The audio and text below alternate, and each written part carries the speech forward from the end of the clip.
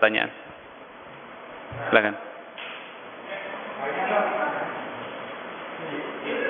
Dok, dengan adanya penambahan pasien positif sendiri, apakah ini akan menjadi salah satu alasan kita untuk menunda pelaksanaan new normal di Provinsi Riau? Dok?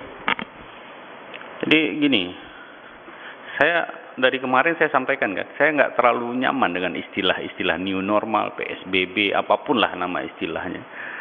Yang jelas, saya berulang kali juga menyampaikan, orang yang survive, orang yang bisa selamat, atau makhluk hidup yang selamat, itu adalah makhluk hidup yang bisa beradaptasi. Nah, sekarang kalau mau makan aja gitu ya. Nah, sekarang tidak bisa seperti itu. Artinya, mau diberlakukan kata istilahnya new normal, atau apa normal, atau apapun, yang penting Anda pakai masker. Kemana-mana pakai masker. Sering-sering cuci tangan.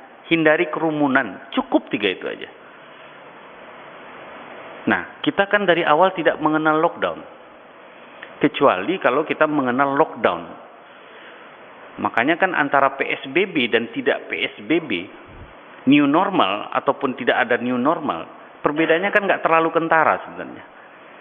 Bandel-bandelnya masih kayak gitu juga gitu loh.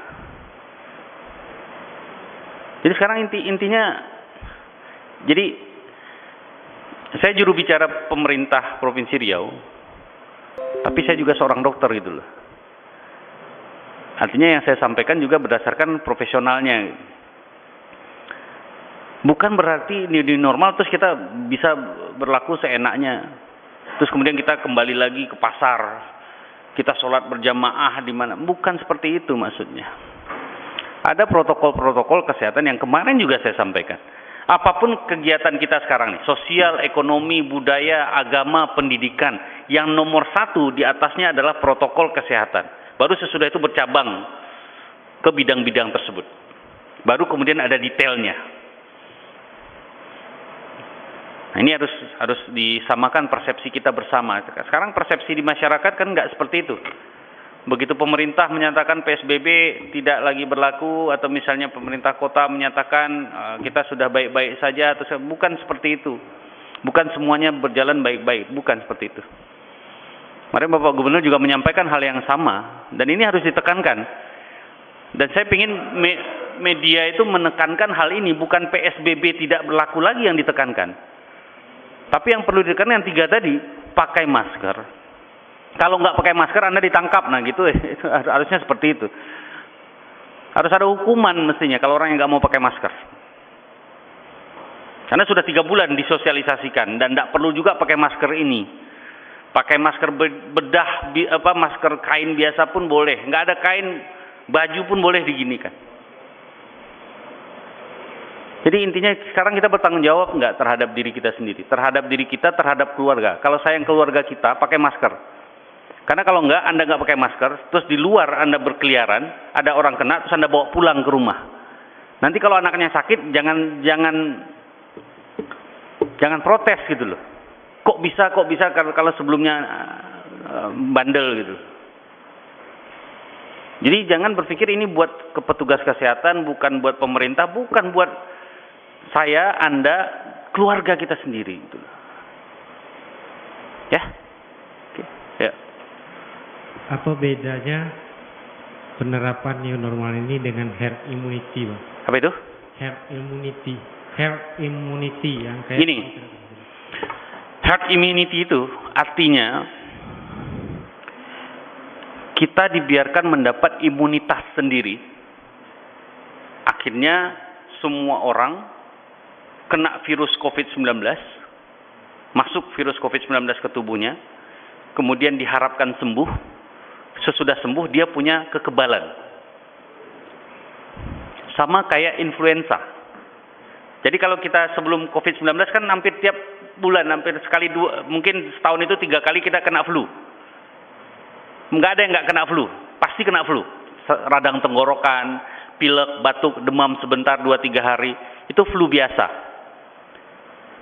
Artinya kita semua ini sudah pernah kena flu biasa, dan kemudian ada kekebalan di tubuh kita, sehingga begitu flunya, virus influenzanya masuk lagi, kita bisa melawan tanpa obat. Itu namanya herd immunity. Nah, permasalahannya COVID-19 tidak bisa dilakukan seperti itu.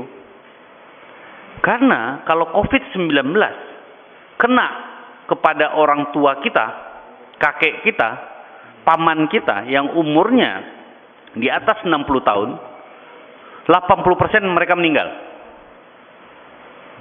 Artinya kalau kita bebaskan ini, biarkan kayak yang melakukan seperti ini adalah negaranya Swedia. Swedia tidak mengenal social distancing atau physical distancing dari bulan Maret, April, dan Mei awal. Mereka biarkan, mereka harapkan masyarakatnya kena semua, kemudian kebal.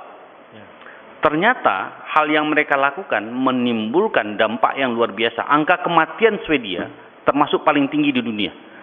Angka kematian Swedia itu hampir mencapai 14%, 13% lebih. Artinya dari 100 pasien COVID, 13 meninggal. Apakah kita mau seperti itu? Tentu tidak. Karena nanti yang berisiko bukan yang ini, yang umurnya di bawah 60. Yang berisiko siapa? Ya orang tua kita, kakek kita, nenek kita. Saya pikir nggak ada pernah, kalau orang waras nggak ada yang ikhlas orang tuanya sakit karena COVID terus meninggal, itu saya pikir nggak ada. Itu dia herd immunity. Tadi perbedaannya dengan apa tadi pertanyaannya? New normal yang diterapkan. New normal itu bagian dari kegiatan kita yang berlaku supaya kita bisa melakukan suatu kegiatan sosial, ekonomi, kebudayaan, agama, dan pendidikan kembali, tetapi dengan cara yang berbeda. Semuanya akan berbeda. Termasuk bagaimana kita antri. Antri dulu kan nggak mungkin jarak 1 meter, sekarang harus jarak 1 meter. Kalau kurang dari 1 meter nggak boleh. Nah sekarang masalahnya, yang jadi masalahnya, dari tadi pagi saya heboh di media sosial mengenai sholat Jumat. Mana Jumat hari ini nih? Karena sebenarnya udah nggak PSBB. Apakah sudah boleh? Sekarang logikanya, jumlah kasus positifnya masih ada terus. Saya nggak tahu, misalnya kalau saya ikut tadi sholat Jumat di masjid berjamaah dengan cara yang normal, cara yang sebelumnya, yang rapat-rapat, saya nggak tahu sebelah saya positif atau enggak. Kalau seandainya dia positif, kebetulan daya tahan saya kurang baik, saya bawa pulang itu penyakit. Kemudian ada orang tua saya, ada nenek saya, ada kakek saya bersalaman, saya serumah dengan dia misalnya. Kemudian dia sakit, jangan sesali. Jadi kalau misalnya kita sakit, jangan sesali, itu bukan ulah siapa-siapa. Mungkin akibat ulah kita sendiri, kita nggak pakai masker, kita lupa cuci tangan, kita lupa segala macam, kita nggak lakukan social distancing. Kayak ngasih khutbah saya jadinya. Yuk, lanjut, silakan. Ada lagi? Ada lagi? Udah? Terjawab kan? Oke, makasih. Assalamualaikum warahmatullahi wabarakatuh. Kasih dok. Ya. Lama-lama jadi emosi.